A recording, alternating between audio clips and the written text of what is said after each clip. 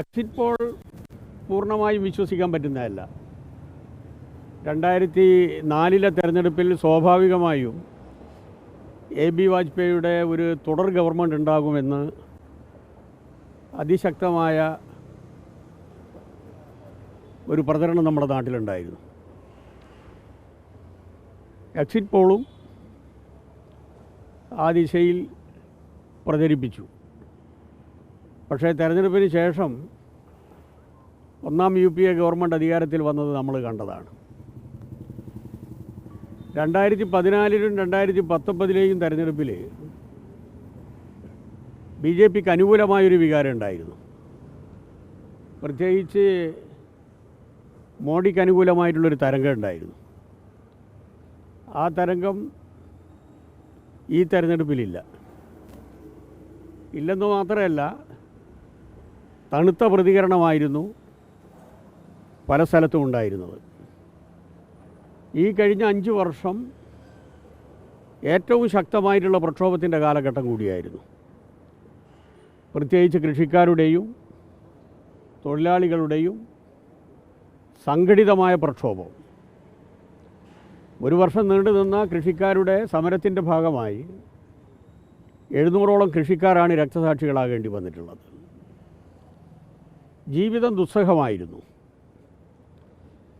ഒരു രൂപത്തിലും താങ്ങാൻ പറ്റാത്ത രൂപത്തിലുള്ള ബാധ്യതകളാണ് ജനങ്ങൾ ഏറ്റെടുക്കേണ്ടി വന്നത്. അത്തരമൊരു സാഹചര്യത്തിലാണ് ഒന്നാം ഫേസ് കഴിഞ്ഞ് രണ്ടാം ഫേസിൻ്റെ തുടക്കത്തിൽ ഏറ്റവും നികൃഷ്ടമായ രൂപത്തിൽ മതന്യൂനപക്ഷങ്ങൾക്കെതിരായി, പ്രത്യേകിച്ച് മുസ്ലിംസിനെതിരായി ശക്തമായിട്ടുള്ള വിഷലിപ്തമായിട്ടുള്ള പ്രചരണം പ്രധാനമന്ത്രി അഴിച്ചുവിട്ടത്. യഥാർത്ഥത്തിൽ ഒരു വർഗീയ കലാപത്തിലേക്ക് നമ്മുടെ രാജ്യം നീങ്ങുമോ എന്ന സംശയം പോലും ഉണ്ടായിരുന്നു. എന്നാൽ അതിനെയെല്ലാം മതനിരപേക്ഷ ഇന്ത്യ ശക്തമായി പ്രതിരോധിച്ചതിൻ്റെ ഭാഗമായിട്ടാണ് വലിയൊരു കുഴപ്പം കാണാതെ നമ്മൾ രക്ഷപ്പെട്ടത്. മറ്റൊരു ഭാഗത്താണെങ്കിൽ ഹിന്ദുത്വ ഏകീകരണത്തിന് വേണ്ടി എല്ലാ വഴിവിട്ട മാർഗങ്ങളും സ്വീകരിച്ചു. രാമജന്മഭൂമി പ്രശ്നം ഏറ്റവും സജീവമായി കൊണ്ടുവന്നത് ഈ ഘട്ടത്തിലാണ്. അമ്പലം പണിതതിൻ്റെ പേരിൽ വോട്ട് അടക്കം ചോദിച്ചു. എക്സിറ്റ് പോൾ എന്ത് പറഞ്ഞു കഴിഞ്ഞാലും BJPക്ക് കേവല ഭൂരിപക്ഷം കിട്ടുമെന്ന് തോന്നുന്നില്ല. എക്സിറ്റ് പോളുകളിൽ തന്നെ 201 ഇന്ത്യ മുന്നണിക്ക് പറയുന്നുണ്ട്. 201 വരെ. ഇന്ത്യ മുന്നണി തന്നെ അവകാശപ്പെട്ടത് 295 ഗാഡ്ഗെ. അപ്പോൾ സ്വാഭാവികമായും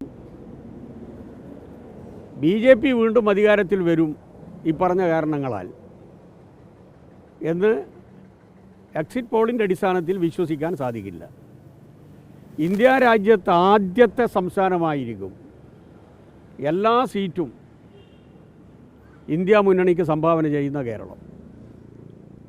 അക്കാര്യത്തിൽ യാതൊരു സംശയവും ഉണ്ടാകില്ല. ഈ കേരളമായിരിക്കും അതിന് ഒരു മാതൃക. അതിൽ LDFൻ്റെ പങ്കാളിത്തം എന്താണ്, UDFൻ്റെ പങ്കാളിത്തം എന്താണ് എന്നുള്ളതിനെ സംബന്ധിച്ച് 4-ാം തീയതി നമുക്ക് മനസ്സിലാക്കാൻ സാധിക്കും. എന്നാൽ ഒരു കാര്യം പറയാം, കണ്ണഞ്ചിപ്പിക്കുന്ന വിജയം LDFന് അനുകൂലമായിട്ടുണ്ടാവും. എന്നാൽ LDFൻ്റെ വിജയത്തെ മുന്നിൽ കണ്ടുകൊണ്ട് എല്ലാ വഴിവിട്ട മാർഗങ്ങളും UDF സ്വീകരിച്ചിട്ടുണ്ട്. അതിൻ്റെ ഭാഗമായി യഥാർത്ഥത്തിൽ UDFൻ്റെ സംഘടനാ തലം ചലിപ്പിച്ചത് ജമായത്തെയാണ്. ഒരു ഭാഗത്ത് ജമായത്തെയും മറ്റൊരു ഭാഗത്ത് SDPഐയുമാണ്. ചില സ്ഥലത്ത് RSSൻ്റെ ഒരു ഭാഗത്തിൻ്റെ സഹായവും കിട്ടിയിട്ടുണ്ട്. ഇത് പ്രകടമായത് വടകര പാർലമെൻറ്റ് മണ്ഡലമാണ്. എന്നാൽ പ്രകടമാകാതെ നിശബ്ദമായി പ്രവർത്തിച്ചത് കേരളത്തിൻ്റെ LDFന് ജയിക്കാൻ, തമ്പിങ് മെജോറിറ്റിയിൽ ജയിക്കാൻ സാധ്യതയുള്ള മണ്ഡലങ്ങളിൽ ഈ പ്രവർത്തനം അവർ നല്ല രൂപത്തിൽ കാഴ്ചവെച്ചിട്ടുണ്ട്.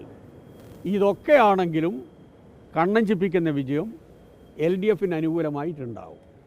ഈ വഴിവിട്ട മാർഗം കേരളത്തിലെ പൊതുജനാധിപത്യ മതേതര സംവിധാനത്തിനും കേരളത്തിലെ സംശുദ്ധമായ രാഷ്ട്രീയത്തിനും ഏറ്റവും വലിയ ആപത്തായിരിക്കും UDF ഇപ്പോൾ കൈകാര്യം ചെയ്ത തെരഞ്ഞെടുപ്പ് തന്ത്രം എന്നുള്ളതുകൂടി ഓർമ്മപ്പെടുത്തുകയാണ്.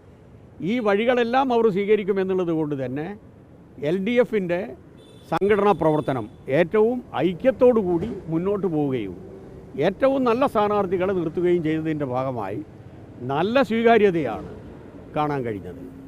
കഴിഞ്ഞ ഒരു വർഷത്തിനുള്ളിൽ ഞങ്ങൾ നടത്തിയിട്ടുള്ള പ്രക്ഷോഭ പ്രചരണ പ്രവർത്തനങ്ങൾ, അതുപോലെ തന്നെ ഗവൺമെൻറ്റിൻ്റെ നേതൃത്വത്തിൽ ബഹുമാനപ്പെട്ട മുഖ്യമന്ത്രിയുടെ നേതൃത്വത്തിൽ നടന്ന യാത, ഇതേപോലെ തന്നെ മനുഷ്യച്ചങ്ങല, ഇതിൻ്റെ ഇടയിൽ വർഗഭോജന സംഘടനകളെല്ലാം നടത്തിയ ഏറ്റവും വലിയ പ്രക്ഷോഭങ്ങൾ, ഇതിൻ്റെ എല്ലാം ഭാഗമായി കേരള രാഷ്ട്രീയത്തിൽ നല്ല മുൻതൂക്കം ഇപ്പോഴും ഇടതുപക്ഷത്തിനുണ്ട്.